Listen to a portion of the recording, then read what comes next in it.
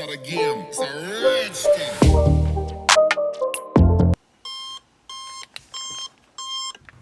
Pain.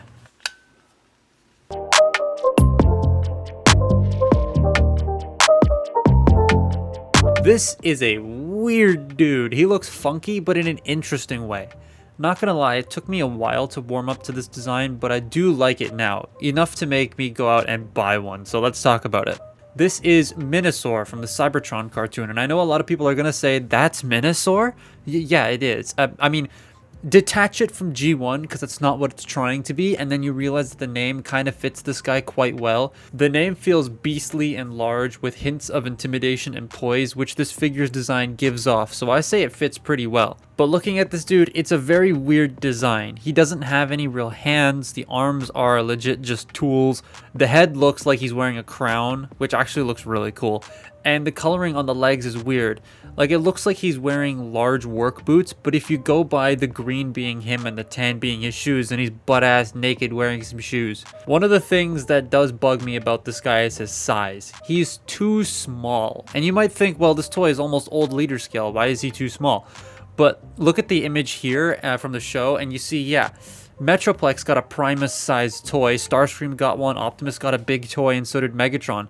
But this guy in Quick Mix, I think it needed to be bigger, like in those bigger toy brackets, because they were supposed to be massive in the show.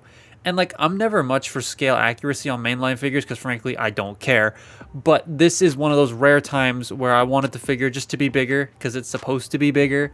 Like, it just feels weird being this small, especially when you put him next to Metroplex, which I don't have, sorry, but he's too small. The surface detailing on this guy though is actually pretty good. It looks very industrial and construction-y, as it should, and the tools help sell that factor. Having two drills for hands with dry brushing silver around them to make them look worn and worked. I like that little attention to detail with the dry brushing, and the light blue highlights on some of the cables on this guy shows like exposed circuitry and stuff. I just think that that whole design aspect looks really cool. The gold though. So here's the thing. This is gold-ish plastic, but from what I can find, there are no reports of it breaking. So I don't know if it's actual, like the gold plastic that had the issues or something close enough to it where I just can't tell the difference because I haven't owned very many toys that had gold plastic syndrome because I try to stay away from them. Basically what I'm trying to say is this is probably not gold plastic syndrome because I can't find a single TFW or TFWiki report saying that there's broke. It's just there. The Minicon ports on the inner legs are very annoying. They get in the way of each other a lot and make standing improperly kind of annoying. Like, he won't fall over if these get in the way. He just looks weird when one leg is slightly in front of the other, so you kind of got to like fiddle with it, and it's just like, I don't know, that whole choice was just weird. I would have been fine with them being on the other side of the legs, but then in alt mode they would have been inside. I wouldn't have cared. Speaking of Minicon ports, the characters from the giant planet come with Minicons, and this one is Heavy Load, which I think is funny because Quick Mix's universe toy is called Heavy Load. Anyways, Heavy Load here is one of my favorite Minicons designs, although mine is missing the plow piece at the front. It just didn't, because it's a used toy, it didn't come with that.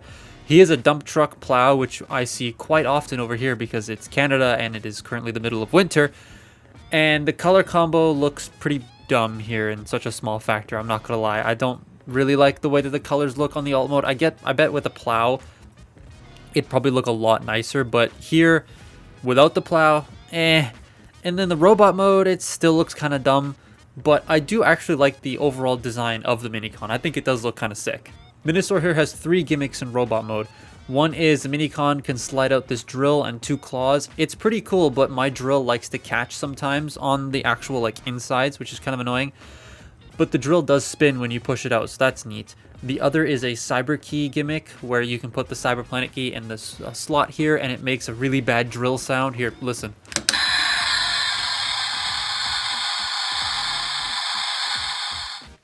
And the final gimmick is that you can open the chest flap that refuses to tab in and put Heavy Load in there. It doesn't do anything, it's just a place for him to go, but it's kind of like brain mastery, so that's pretty interesting. Posing on the robot is pretty basic, nothing outstanding, but nothing bad. It has all the traditional joints, it poses great, and as usual, have a listen to the ratchet.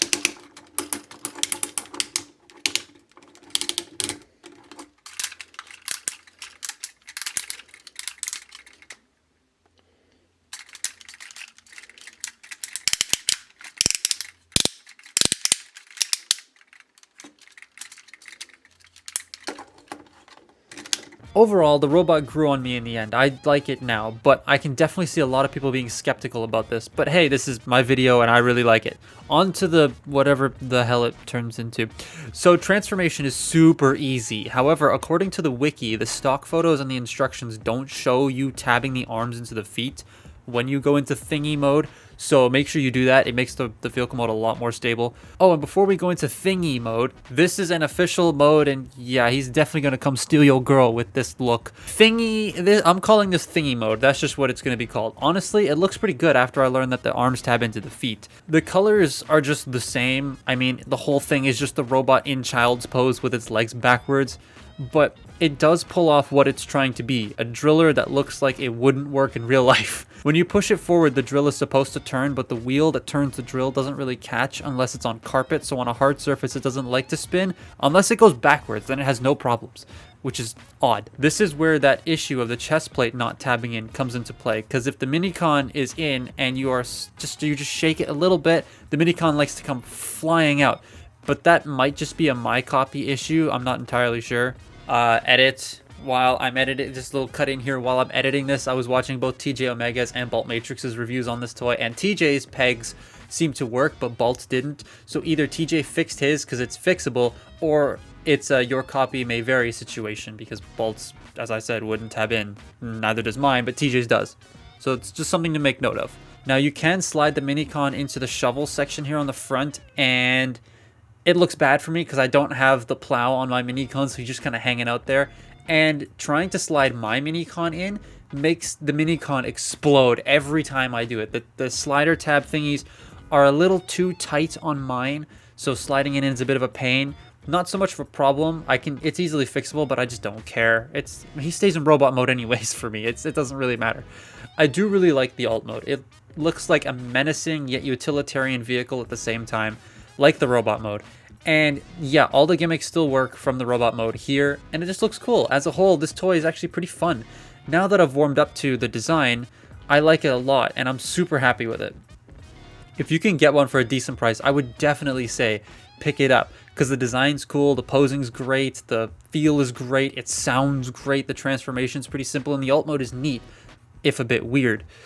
I paid around 40 Canadian dollars for this, so if you can find something similar, like around that price range for one complete, I'd definitely say go get it. Especially now with the popularity of Unicron Trilogy figures getting up there slightly, like with the promise of Legacy bringing us more new versions like that Titan class Cybertron Metroplex that got leaked a long time ago.